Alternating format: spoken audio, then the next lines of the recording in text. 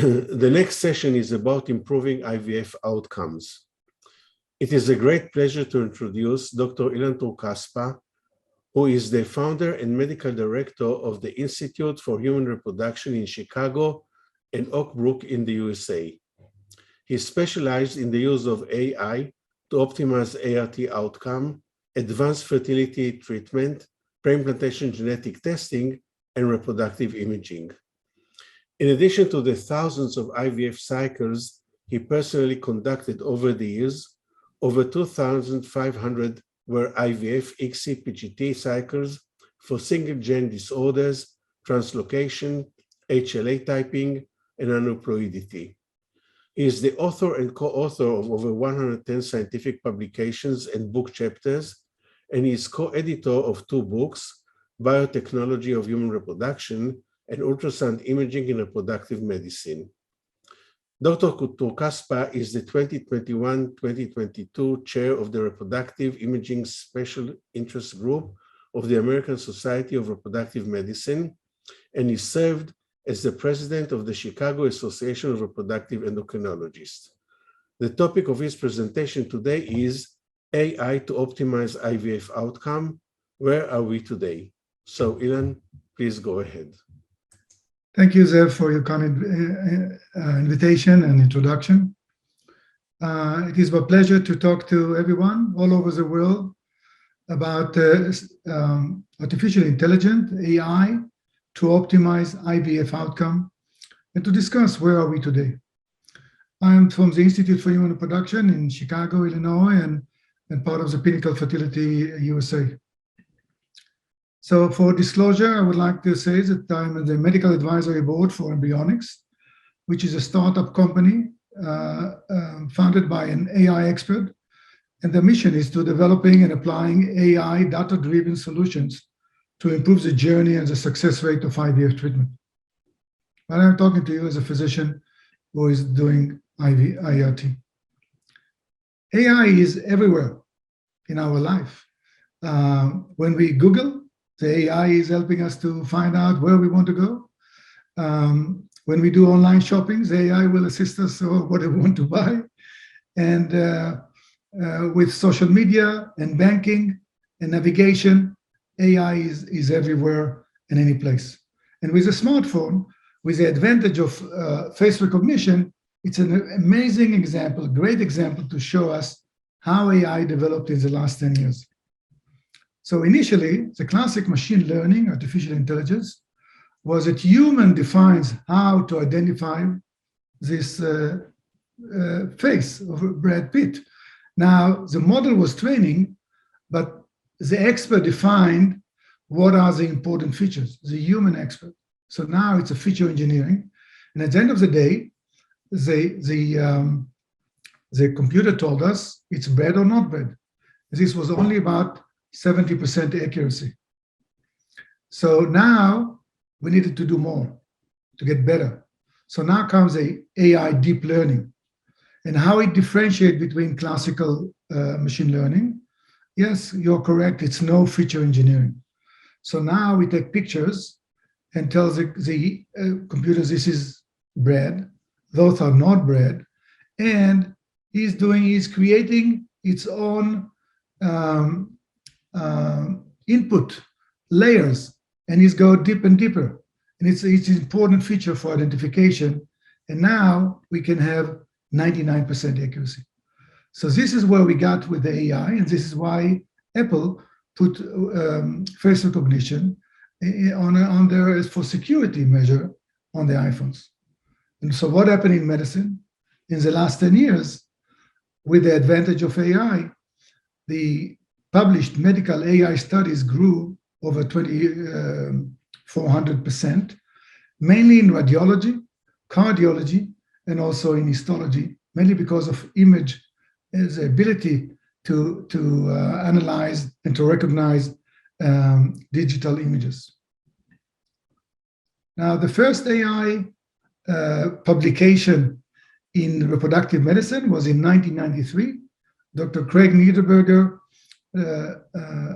started the studies. The objective was to program an AI intelligence system and to use it to predict results of sperm penetration tests. So why AI in IVF? Because we want to be more objective, accurate, and to be able to rapid assessment relevant variables. We would like to have precision, standardization, and automatization, mainly in the IVF lab. It may provide guidance in clinical decision. And the AI for image analysis, as we said, it's fantastic. Ultrasound pictures, sperm, oocytes, embryos. But the key for success is not just having the AI do what they want. There should be a combined knowledge and a collaboration between the fertility experts and the AI expert. And this way we can get the AI products to assist in diagnosis, treatment plans, cycle monitoring on the clinical side, as well as sperm selection, oocytes, embryo selection on the lab side. So can we get an automated machine learning for diagnosis of infertility? Yes, it can be done. And here we show this as a figure that demonstrates that the machine learning derived algorithm may assist clinicians in making an efficient and accurate diagnosis of patients with infertility. Of course, what goes in is similar data that we all know and we use it daily. The patient age, the demographics, the antral follicle count, AMH, FSH. But at the end of the day, the output is going to be clinical diagnosis and maybe some treatment strategy. So AI has been shown to try to optimize stimulation protocol, to support the day-to-day management of ovarian stimulation, whether we continue or stop, when the patient will come in 2 or 3 days or 4 days. The AI can optimize the day of trigger for IVF. It also can predict numbers of mature oocytes between 0 to 10 and over 10. So for us, these groups of 0 to 10 and over 10 was a little too wide, and we wanted to be more precise.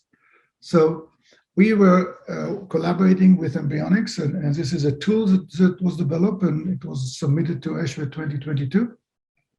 And we are using patient demographics and some blood test results and antral follicle count. And the tool can help us to choose the ovarian stimulation protocol to optimize the oocyte yield. So from the experience that we have in our clinic, the AI tool will give us that for the patients that we saw today, if we choose protocol A, we expect to have 9 mature oocyte plus minus 3.5. And if we choose protocol B, it's going to be 14 mature oocytes plus minus 3.5. So this is a fantastic tool now, really plus minus 3, 4 oocytes. This is something that in biology, it's the variability that we see. It's amazing. It will help us to predict the outcome of the cycle. It will help the lab to prepare for the egg retrieval and the cultures and biology, everything that they need to do. So now we are approaching individualized ovarian stimulation with potential to improve the cycle programming, lab preparation, and also hopefully to reduce OHSS risks. With regards to machine learning for sperm selection, it's really a great advantages for morphology. You can use it now to do semen analysis by WHO Kruger criteria. So in addition, you can take the morphology, the motility. Now we're talking about the level of single sperm, DNA integrity, and other labels. The machine will be trained to look at all those parameters, and the level of a single sperm will give us yes or no to use it. So in my vision, we as embryologists will use a pipette, hold the pipette with the sperm that you would like to inject for ICSI, and in a few seconds, the AI will help him to decide yes or no to use this specific sperm, or maybe he needs to choose another one. Here it's a courtesy of embryonics. It's a TESA sperm selection, unpublished data. AI can translate the slide of the tissue into a roadmap. And now we all know how many sometimes hours the good embryologists can sit and try to find few sperm cells within a tissue sample after testicular biopsy. And here they will be able to look at those lights and find the sperms, and it will shorten the work dramatically, and it's going to be more efficient. What about oocytes? So now some studies have already looked by embryonics, initial study, which is all those tests, all the things that I'm talking about are in development. We can predict, just looking at the oocytes, we can have about 61% under the curve prediction for implantation. But more importantly, maybe we can predict arrested development in more than 72%, which gives us, AI will give us an improvement of like 20 to 50% over the current morphological methods. So this is fantastic. Now, yes, when you look at the very low score oocytes or very high score oocytes, it's very easy for all of us. But the majority of the eggs, the oocytes are going to be in between, and this is where the AI can really help us. Embryonics did a very nice study, and David Silver, who is a world-known AI expert, has presented it. They took AI time-lapse videos and sent it to 38 different embryologists from all over the world, senior ones, junior ones. And the embryologists didn't know that actually they received 3 clips of the same embryos. And actually there was only 30% agreement within the 3 clips. And the AI was found to be 20% better than the embryologists in prediction implantation. Now, this is human nature. What we see when we look at it, then we can see something a little different. And this is where the difference is between human and AI. And if you look here, the orange is where it's random prediction. The green is where the embryologist, and the black line is where the AI came into play. There are several AI products in market for embryo selection, not approved yet in the US as far as I know, but in the process. It's interesting to see that as visual large data became available, embryo assessment tools are in the forefront of AI development for IVF. Vitrolife and fertility use only time-lapse videos. Life Whisperer use stencil pictures only.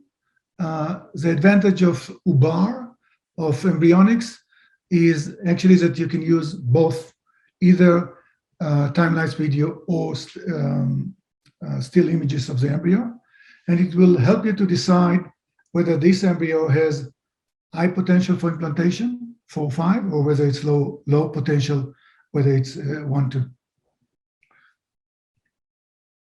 Now, is embryo selection, does it work in the hands of everybody? Whoever is doing their own development and try to see how it works. There is some studies that actually shows that there is low prediction value, and it's emphasized the heterogeneity and the biological complexity of infertility patient and their treatment. It's also interesting to see that in recent studies that was just published from 11 good centers in the US, the AI improved pregnancy rates between 5 to 12% per center, which is still very valuable. It's interesting to note that they had some biases that they noticed and they needed to fix during the study, because whatever type of microscope the embryologist used in a specific center, they needed to identify that and switch it. What about magnification? What about whether the picture was taken when the holding pipette or without the holding pipette? They noticed that the AI was concentrating on the holding pipette rather than was to concentrate on the embryo. So it is important to note that you really have to look and learn from all those biases and prevent those. So the data that you put in the AI to start for training and then for validation and testing, all of it will be clean and the right data that you'll get the right output out of it.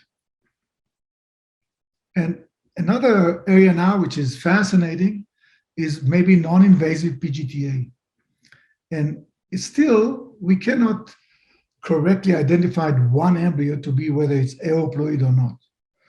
But from the studies that embryonics have done for now, you can see from a cohort of embryos, whether it was all collected in one cycle or in several cycles, you can identify in about 85% accuracy one embryo that this is the one that most probably will be aeuploid. And now we may, if we get this to be over 90-95%, this would be fantastic. And according to physician and patient consideration, you may want to use non-invasive AI PGTA rather than invasive one. Now, whenever we look at the new technology coming into medicine, especially in IVF, of course, ethical data privacy consideration must be remembered. And the AI is here to assist or to take control of the decision-making. What happens if the AI algorithm and the clinician, embryologist, disagree? So we definitely think that it is an assistive technology. It should assist you in the decision-making. It will not replace you. And this is the way we should look at it, because it's also a matter of liability, because when a medical decision is based only on a name AI product, who is liable or not, and whether if you don't use an AI product, that's another situation whether you may be liable or not. So the way I see the future of AI in IVF, I think this is an exciting period for everyone, all the team in IVF. AI is here to stay and will only grow. It will assist in the from A to Z patient experience and the clinical and lab workflow. We can look at diagnosis, better diagnosis from ultrasound pictures or adenomyosis, endometriosis, diminished ovarian reserve, genetics, things that we couldn't see, and it will identify some gene mutations that may be associated with infertility, uterine anomalies, AI in treatment protocols and choosing stimulation protocol, make it safer, and dynamic tuning. Ultrasound imaging, what about follicular monitoring, endometrial receptivity by AI? AI in the IVF lab, we talked about it, in sperm, oocytes, embryo. I think that the possibilities is fantastic. Next, it's going to be home self-monitoring. Now we talk about giving the patients small ultrasounds that she can do home monitoring for IVF. Of course, AI will play a role in that. What about AI augmented virtual and mixed reality? Is it possible that me as a physician, as a patient, will put the virtual glasses and now I can show her the uterine cavity, the polyp inside, the adhesions that we need to operate, maybe fibroids. Maybe the embryologist can look at the 3D, 4D images of the blastocyst, manipulate it, move it, surround it, go it inside, and now it can better evaluate the potential for implantation. And of course, now we come to this secure privacy, keeping data sharing.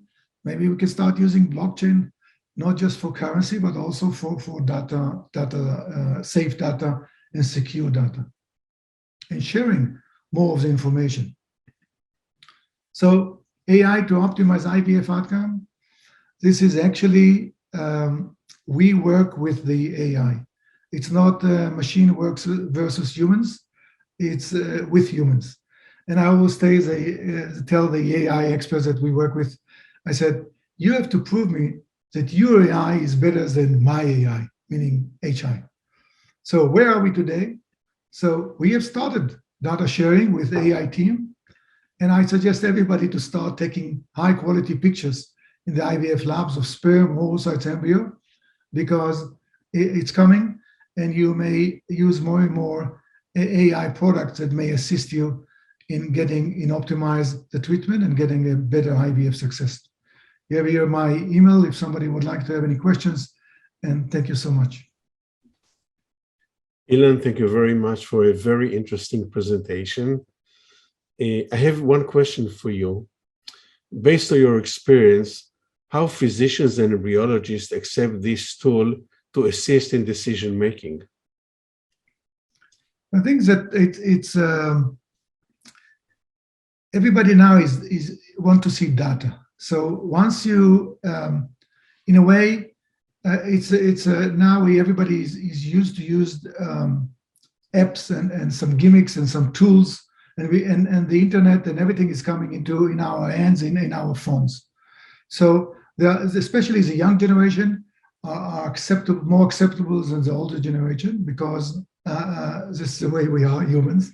But in a way, once you show them the data, and once you like what we did today, and you show them the possibilities, how it may improve their work and make their work easier, they are all excited about it. You need to make sure that it does not significantly interfere with their workflow, but as long as you keep the usage of this tool as in adjacent to what they do, and to help them to what they do, most of the people will really accept it and really like to try it. And once they see the outcome of it, and they look at the AI, and they go back, most of them actually will say, you know what, I agree with the AI. It's obvious that we are actually getting into a new era in reproductive medicine, using artificial intelligence, machine learning, big data, and hopefully we see the results within several few years. Anyway, I want to thank you very much for a very interesting presentation. Thank you, everybody, and have a great day or evening wherever you are in the world. Thank you, Zev. Thank you.